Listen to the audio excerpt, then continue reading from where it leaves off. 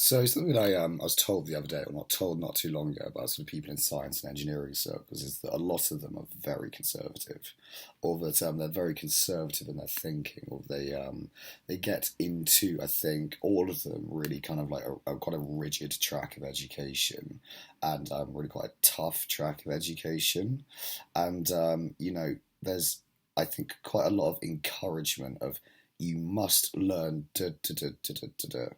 and before you've learned all this stuff, you can't really do your own thinking about it, if you know what I mean. And all the people who you're getting taught by, um, they were like very often educated 40 years ago or 20 years ago.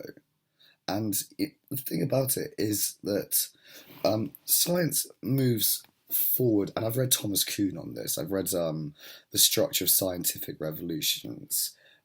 Science doesn't move forward like in a straight, nice curve like that. It's and it's punctuated by revolutions. So, like, if like something can come online in a really short time, or something can be developed with massive implications, and you can have something that can dramatically change the game. And I think in terms of manufacturing, that thing probably is 3D printing. And I'm just trying to like find out when the first 3D printers, because 3D printing has a really interesting history. It was first described in a short story by Murray Leinster, who was an American writer of fiction, of science fiction, in 1945, in a short story called um, Things Pass By. But this construct is both efficient and flexible. I feed magnetronic plastics, the stuff they make houses and ships of nowadays, into this moving arm. It makes drawings in the air. Following drawings, it scans with photocells. But plastic comes out of the end of the drawing arm. It hardens as it comes, following drawings only. I like an echo of Walt Whitman in that, actually, weirdly enough. But yeah, then patented in the 70s, then goes on to the 80s. Hideo Kodama of Nagoya Municipal Industrial Research invented two additive methods for fabricating three-dimensional plastic models with photo-hardening thermoset polymer, where the UV exposure area is controlled by a mouse pattern or a scanning fiber transmitter. Patented in 1981. And then through the 80s, like, develops. In the 90s, like, it becomes a bit more... Yeah, they sort of developed the larger industrial processes that incorporate elements of 3D printing, I think. Um, yeah, open source initiatives started in 2000s. And then really in 2005, it became miniaturized. And now you can buy a 3D printer in the 2010s. So this is sort of like how science, technology, engineering, and maths sort of work out, I think. Like, something like develops like way in the past has huge implications, or an idea is seeded in the past, then scientists work on it eventually, and then eventually it percolates into the real world, causing a scientific revolution. And like the implications of that technology, I don't think really have been explored at all. We can 3D print with metal. We can 3D print with carbon fiber. This is really interesting. Like the manufacturing of things out of carbon fiber in the future is going to get very, very cheap. I think very, very inexpensive. And yes, like building like everything we need to build a skyscraper out of carbon fiber. Surely, yeah, we would have it. But I mean, back to what I think sort of engineering conservatism sort of has to say about different materials. There's a Reddit here, so from a pure engineering standpoint, rather than cost effectiveness standpoint.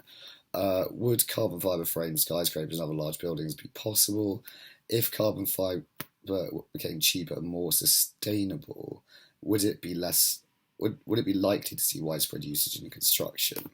So, like, this was asked 2 years ago by a guy called Dude Face 34, and um, yeah, the first comment is that I suspect carbon fiber could be made to work from, and they have built a building out of carbon fiber since then. Yeah, within the last 2 years. I suspect carbon fibre could be made to work from a pure engineering standpoint. I think a lot of people underestimate steel, though. Steel is a pretty magical material. It's very strong, very stiff, and most importantly, is really ductile. Ductility is one of steel's most important. Actually, this isn't entirely true because the carbon steel that the very largest skyscrapers are made out of is really quite stiff. It's not all that ductile. Um, it has very high tensile strength, and its Young's modulus is about 180 gigapascals, which is roughly the same as carbon fibre. And yes, because of all that carbon in the steel creating an alloy. Like you'd never make wire or anything out of steel, right? In terms of you do need a skyscraper to be flexible, and I think a lot of people actually underestimate or overestimate the rigidity of carbon fibre. It's not all that rigid. It's about as rigid as carbon steel. I'm just going to quickly double check that because I'm pretty certain it is. Young's modulus, carbon steel. Here we go. 190 gigapascals and 215 gigapascals. I wasn't quite correct. Carbon fibre is around 183 gigapascals. I was getting them mixed up. So carbon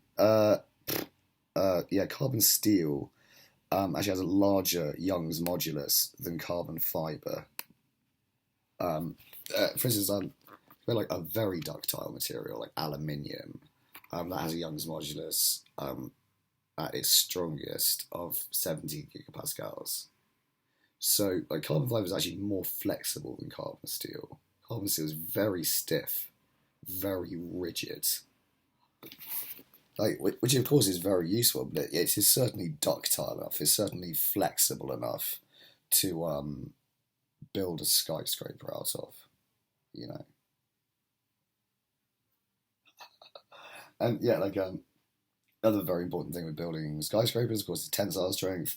So really, why all that carbon has been put into the steel, to give it tensile strength, and it has a tensile strength of about 890 megapascals, whereas carbon fibre has a tensile strength of 3,500 megapascals, aka 3.5 gigapascals. We're building like things 4 or 5 times larger than we are at the moment with carbon fibre. No.